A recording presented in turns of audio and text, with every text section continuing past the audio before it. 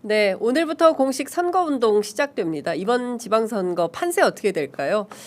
쪽집게 과외 선생님 모셨습니다. 진짜 오랜만에 저희 취재 편의점 오셨어요. 김준일 평론가 나오셨습니다. 어서 오십시오. 예, 안녕하세요. 너무 감사해요. 일단 쪽집게 아니야. 맨날 틀려요. 아닌데 제가 김준일 평론가 얘기를 들으면 딱 맞았어요. 냉정하게 보죠. 솔직히 그러니까 좀 냉정하게. 좀 짠물이야. 네, 짠물이야. 근데 정확해. 예, 상당히 구체적으로 잘 맞추다. 제가 그 총선 때 2년 전에 총선 때 그때 의석수 대략적으로 맞췄고 네. 서울에서 네. 뭐 이를테면은 나경원 의원이 될 것 같다. 뭐 이런 것까지 디테일하게 다 맞추기도 했어요. 맞아요. 그때. 그러니까 예. 쪽집게 맞잖아요. 예. 예.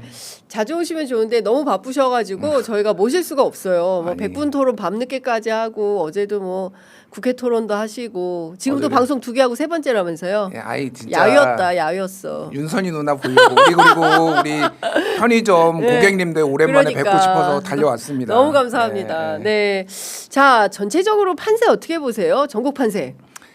일단 민주당 유리하죠. 민주당 매우 민주당 유리하죠. 유리한데 이제 우리가 기대치라는 게 있잖아요. 15대 1까지 나오다가 지금 선거는 좀 묘하게 흘러가는 건 맞는 것 같아요. 뭐 정청래 대표도 지금 얘기를 했듯이 이 뭐 영남 지역에서는 보수 결집이 있고 뭐 서울도 조금 많이 붙었고 뭐 이런 얘기를 했잖아요. 그거 정청래 대표가 그냥 정확하게 본 것 같아요. 뭐 솔직하게 얘기를 한 것 같고 그래서 최종적으로 결과 스코어는 잘 모르겠지만은 영남에서 한 2군데 이 많으면 3군데는 조금 위험할 수도 있겠다. 네. 네, 뭐 그런 생각이 들어요. 아, 영남에서 2군데 또는 3군데가 위험할 수 있겠다. 민주당 입장에서는 위험할 수도 있겠다. 영훈님께서 와 우리 생전 스포츠 잘 안 들어 노미님이 주로 쏴주시는데 오늘 영훈님께서 슈퍼챗을 쏴주셨어요. 아유, 감사합니다. 김준일 평론가님 질문 있습니다. 부산 북가 판세 어떻게 보고 계신지 궁금합니다. 솔직하게 말씀해 주세요.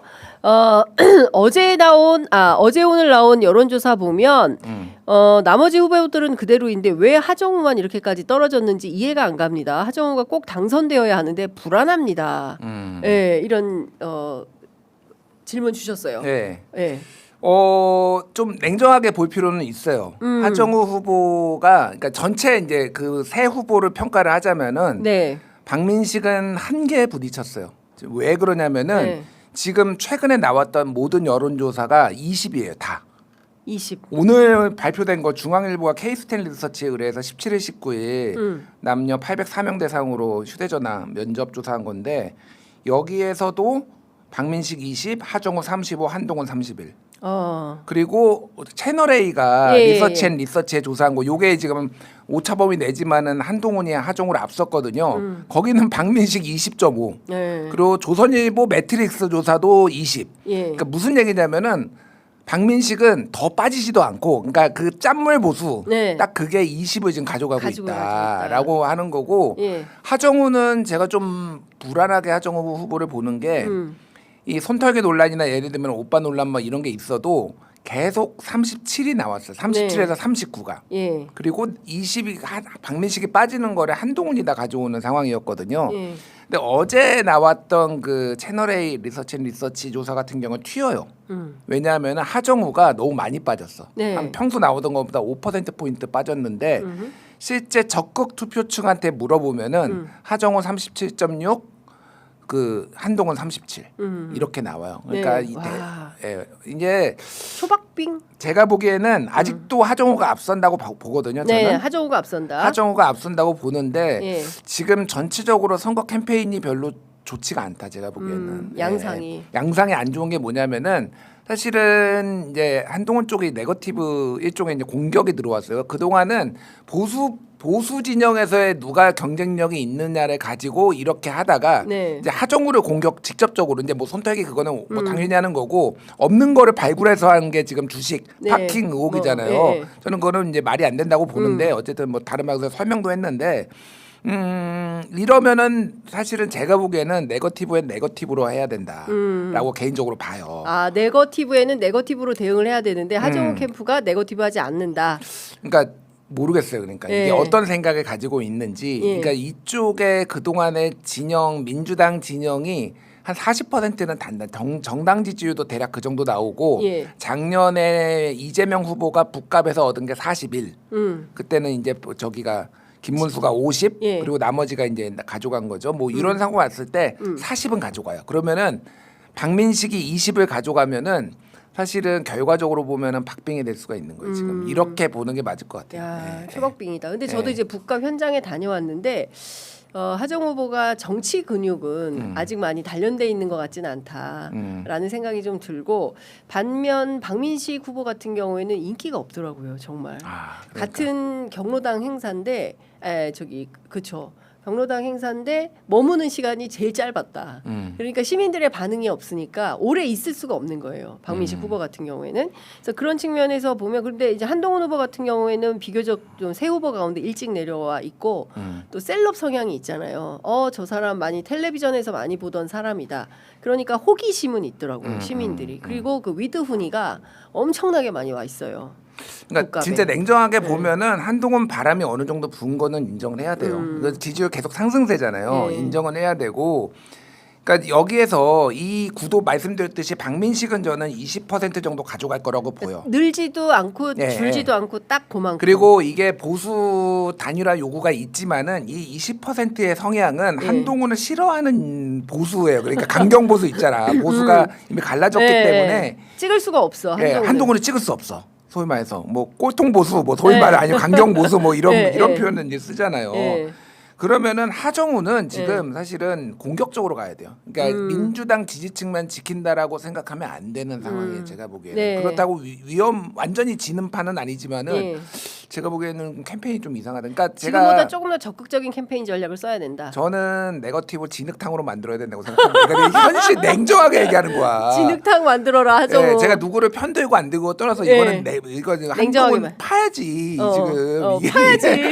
그러니까 제가 조국 김용남 후보 예. 그거 할 때도 제가 누구 편을 드는 게 아니라 예. 왜 김용남은 맞고만 있어? 조국 거 파야지 그러면 네거티브는 네거티브로 대응해야 되는 원래 그게 기본이야 기본. 선거의 기본이야. 선거의 기본이야. 근데 어. 지금 계속 변명만 그러니까 예. 설명만 하고 있어. 이건 예. 아닌 것 같아. 제가 예. 보기에는. 네거티브를 안 하니까. 그러니까 바닥에 돌고 있는 거는 도는 거고 예. 그 팀에서 뭐 파야 될 거 아니에요 지금. 예. 왜안 여기는 파? 한동훈이 직접 등판하는 게 아니라 뭐 한동훈 개 무슨 변호사 막 이런 네. 사람들이 다 하고 있잖아요. 예, 예. 하정우도 그러면 누군가 또 민주당이든 아니면은 이 팀에서 지금 도와서 파야 된다 지금. 예. 골목골목 지금 그 허리 굽혀 인사만 하고 다닐 때가 인사만 할 때가 아니에요 아니다. 지금. 파다. 예. 파서 한동훈을 적극적으로 공격을 해야 된다. 한동훈 공격해야 돼요 지금. 예, 그러지 않으면 이 선거 큰일 난다. 네. 그 인사이트가 있어. 파야 돼. 괜히 내가 어제 방송 6개 하고 다니는 아니, 게 게 아니야. 아니야. 인기가 많은 이유가 다 있어. 있어.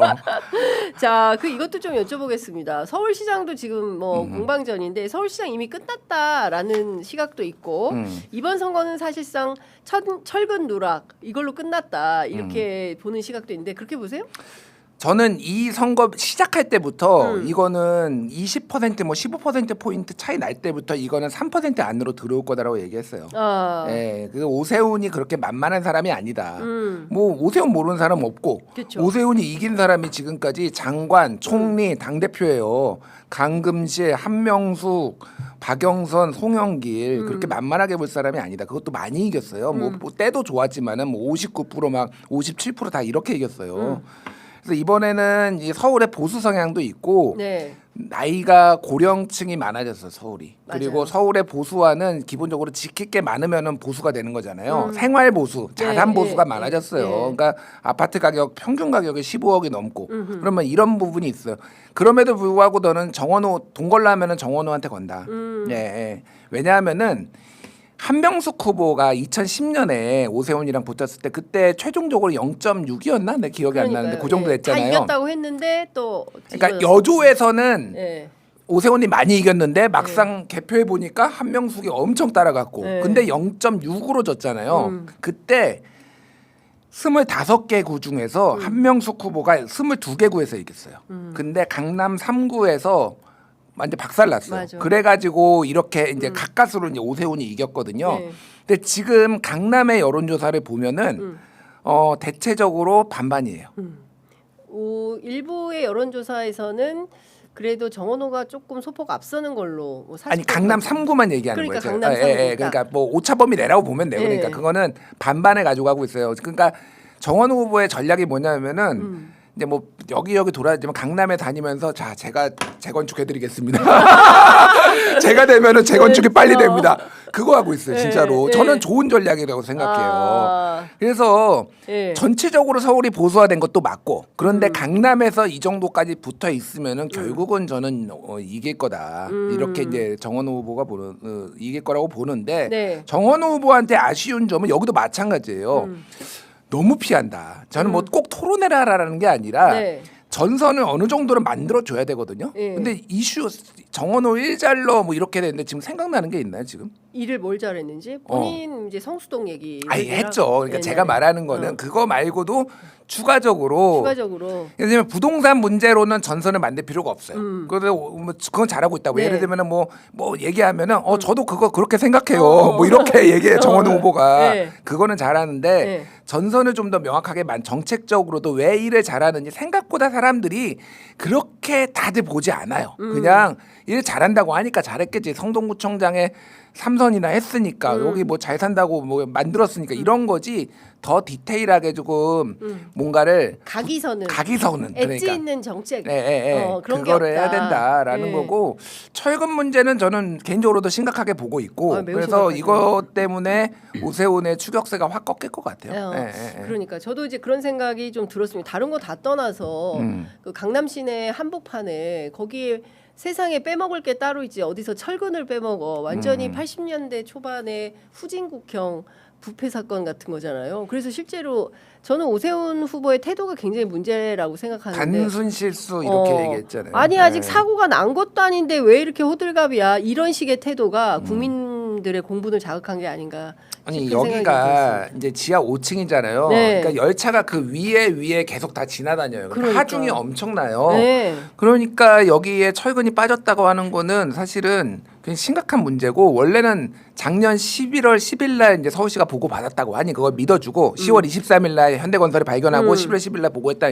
그러면은 공사를 중단을 하고 안전 점검을 했었어요. 그렇죠. 그게 기본이에요. 근데 그거를 자기들끼리 어떻게 해보려고. 그러니까 이게 그냥 추론하자면은 오세훈이 있을 때 이거를 개통을 해서 성과로 하려고. 이게 왜냐면 그렇게 하면은 미뤄지잖아요. 그렇죠, 미뤄지죠. 근데 결국은 미뤄졌어요. 지금 미뤄졌고 지금 민자 사업자한테 지금 400억 원 정도 주게 됐어요. 이게 연기가 되면은 정부가 돈을 물어내야 돼요, 이거를. 그래서 최소한 400억 원 정도 지금 줘야 되는 상황이 이미 연합뉴스 TV가 어제 보도를 했어요. 뭐 이런 상황이에요. 그래서 선거에 이용하려고 했다, 내가 보기에는.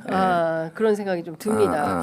자, 그리고 세상 복잡하기 짝이 없는 평택으로 좀 가보도록 하겠습니다. 머리 아파. 그러니까 제가 순수 재미로 보면은 평택을이 최고다. 저기 부산 북갑은 3차 방정식인데 여기는 5차 방정식이야. 변수가 너무 많아. 많아. 저 어쨌든 지금 그럼에도 불구하고 유이동 파워가 너무 미약하다. 그 거의 박민식하고 비슷한 거 아니겠어요? 왜냐하면 거기서 3선이나 하고 자기 고향이고 텃밭이고, 그래서 초반에 엄청나게 이제 강력한 후보라고 조국 대표가 얘기하고 험지 중에 험지라고 하고 간 거예요. 그런데 까보니까 여론조사가 30%는 뭐야?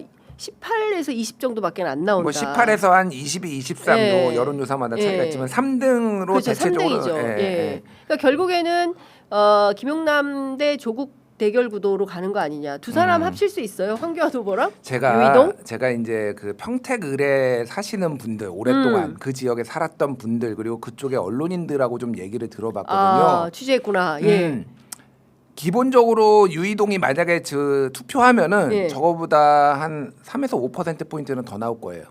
이런 투표를 하면 여기가 굉장히 복잡한 동네인데 평택을이 크기가 서울의 4분의 3만 해요. 그렇다면서요? 엄청 커요. 그러니까 엄청 크고, 여기가 과거에는 농촌 지역이었는데 평택 인구가 계속 늘어나고 고덕동에 삼성전자가 들어왔잖아요. 그러니까. 여기가 완전히 분리된 데예요. 성향이. 무슨 얘기냐면은 고덕동의 그 고덕단지는 평균 연령이 33세예요. 그렇다면서요. 그러니까 완전히 동탄 같은 데예요. 그러니까 동탄 같은 데인데 나머지는 60대야. 그래서 더블로 차이다. 황교안 후보가 계속 10% 안팎이 나오잖아요. 그 이유가 뭐냐면은 1월 8일인가 그때 대법원 확정 판결 났을 거예요. 그때 근데 바로 내려갔어. 그때 김재현, 황교안이 바로 내려갔는데 황교안 후보가 넓잖아 여기. 네. 농촌에 싹 쓸고 다닌 거예요. 그냥. 농촌을 하얀 옷에 빨간색 글씨 황교안 쓰고 황교안, 국민의힘이 심지어 하얀색 옷도 이제 용인해 줬잖아.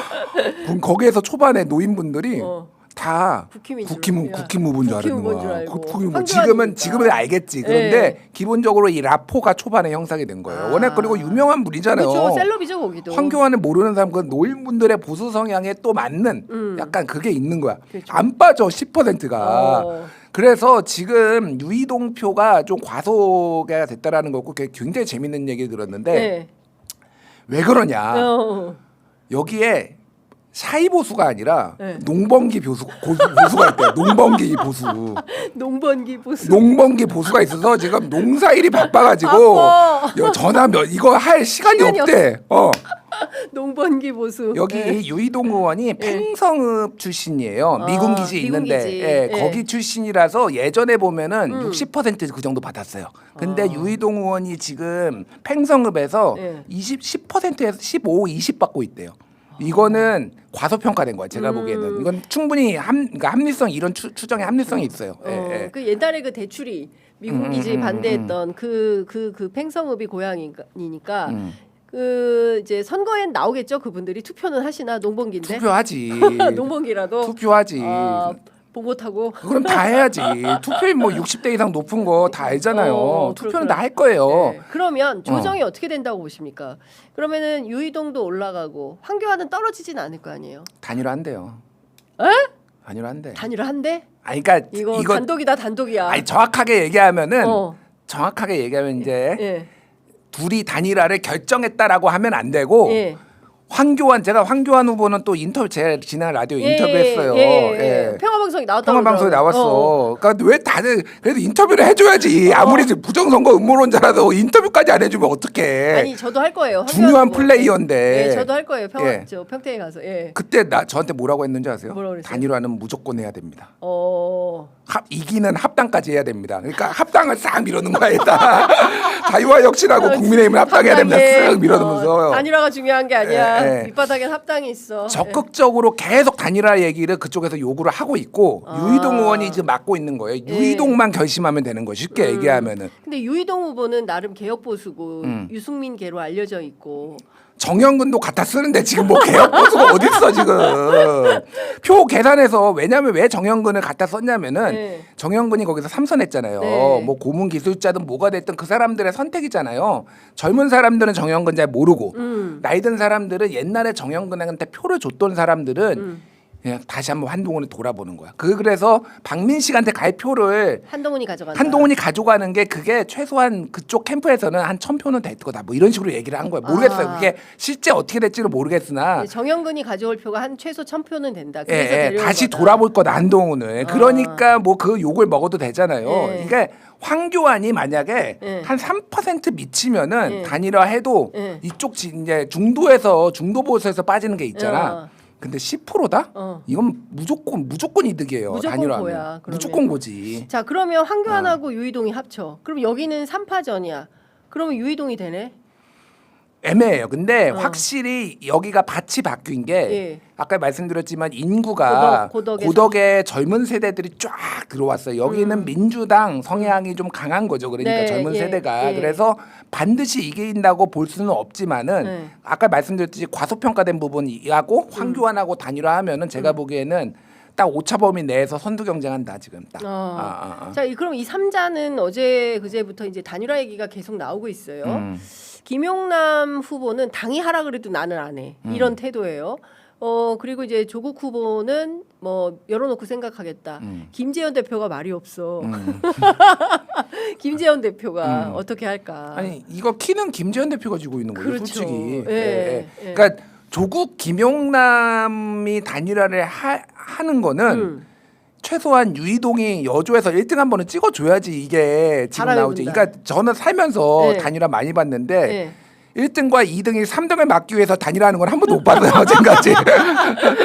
1등, 2등을 둘이서 싸우고 있는데 우리는 3등을 막기 위해 저희가 단일화하겠습니다. 누가 그거 단일화를 합니까? 그러니까 제가 예상하는 시나리오는 뭐냐면은 다음 주나 뭐 진짜 늦어지면은 진짜 사전 투표 하루 전날이 될 수도 있어. 이때 황교안 유이동 단일화 그래서 딱 발표되고 네. 황교안 사퇴 이렇게 되는 거야. 네. 그러면 이제 그때 호떡집에 불 나는 거지 그러니까. 그래서 이제 막 이렇게 이제 단일화 해가지고. 논의가 이렇게 될 가능성이 있다 진보 진영이. 그래서 예. 최후의 후보는 누가 될까?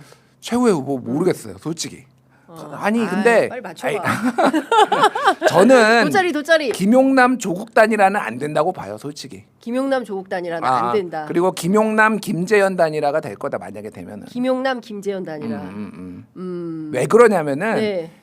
냉정하게 보면은 일단은 감정이 상한 게 네. 조국 후보한테 김용남도 상하고 김재현도 상했어요.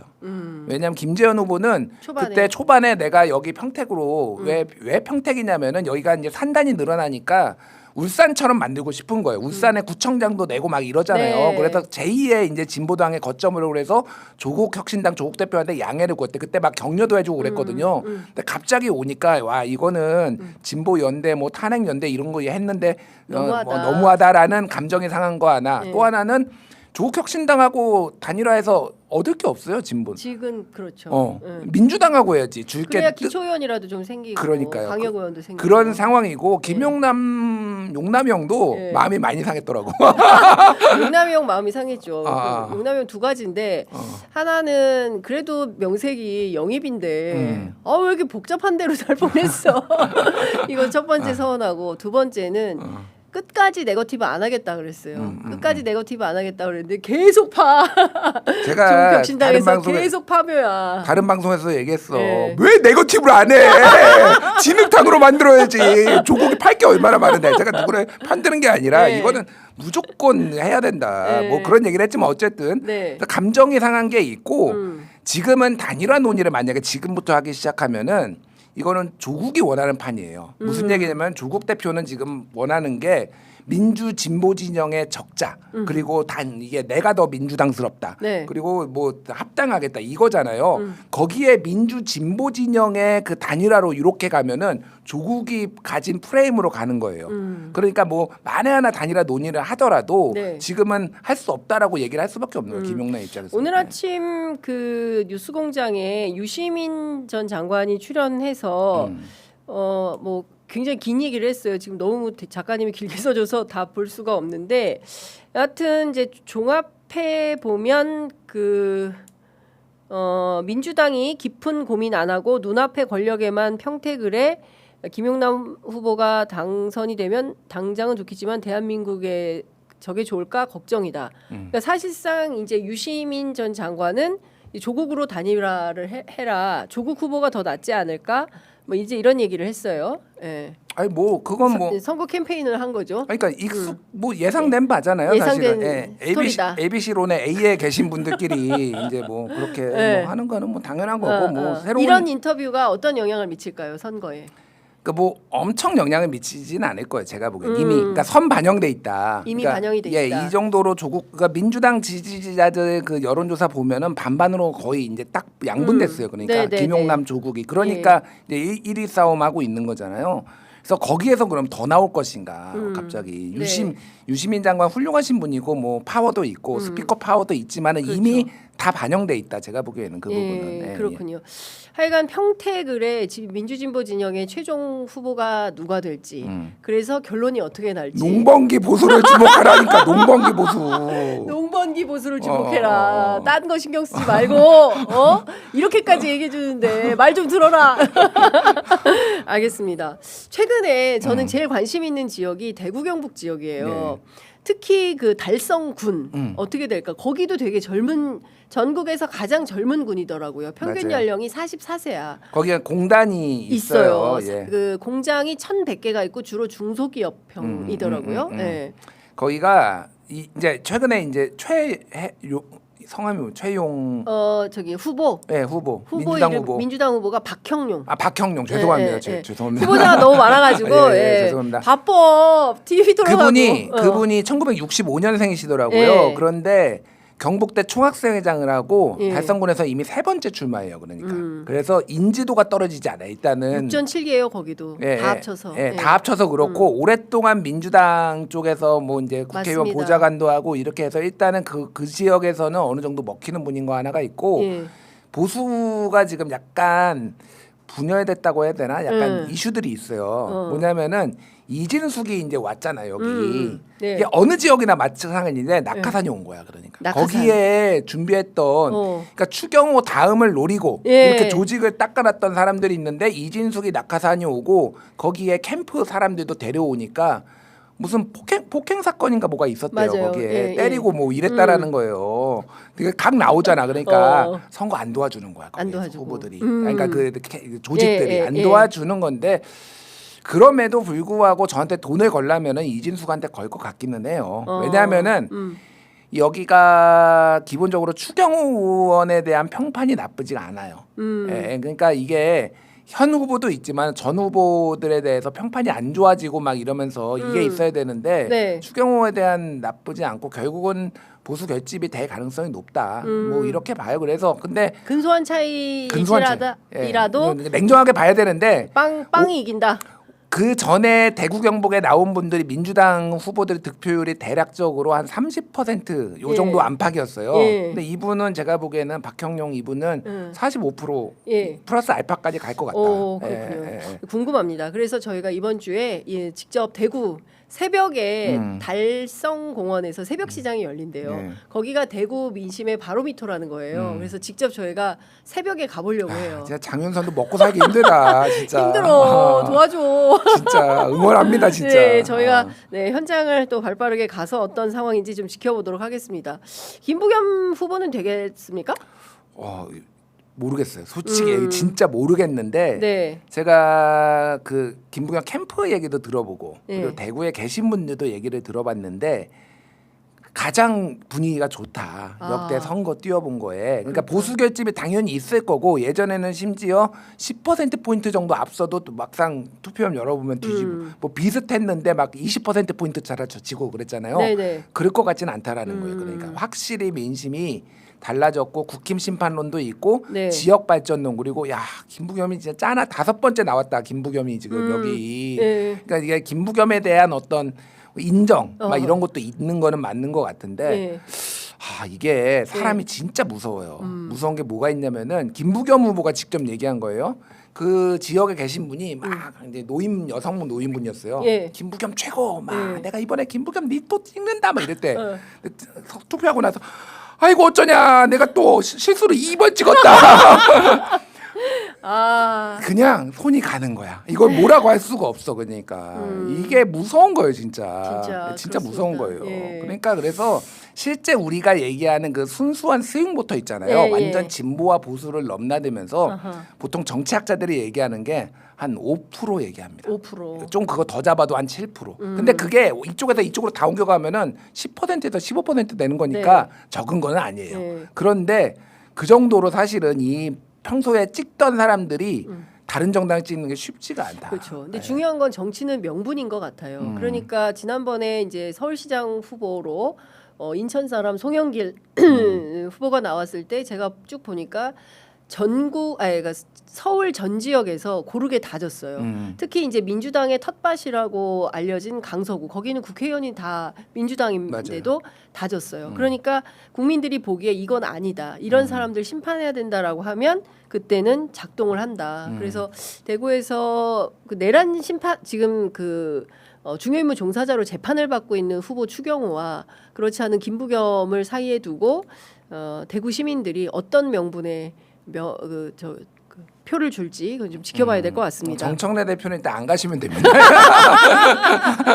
가라면 가고 오라면 오겠다고 했으니 안 부르면 안 가. 정청래 대표 진짜 훌륭하신 분인 게 네. 눈치 백달이잖아요. 눈치 낄끼빠빠. 진짜 잘하세요. 진짜 안 가시면 잘한다. 됩니다. 네. 자, 수중폭파단님이 김준일님 제가 많이 유튜브로 보는데요. 정말 중립적인 민주 패널인 것 같아서 좋습니다. 할 말하는 김준일 화이팅! 아유 감사합니다. 예. 자주 좀 오세요. 자주 좀 와라. 진짜 오늘 김준일 평론가와 함께하니까 정말 유쾌통쾌 상쾌하게 정치 평론하면서 저희가 전국 일주 한 느낌입니다. 오늘 말씀 정말 잘 들었습니다. 예. 또 봅시다. 예, 다음에 또 오겠습니다. 네, 고맙습니다. 예, 감사합니다.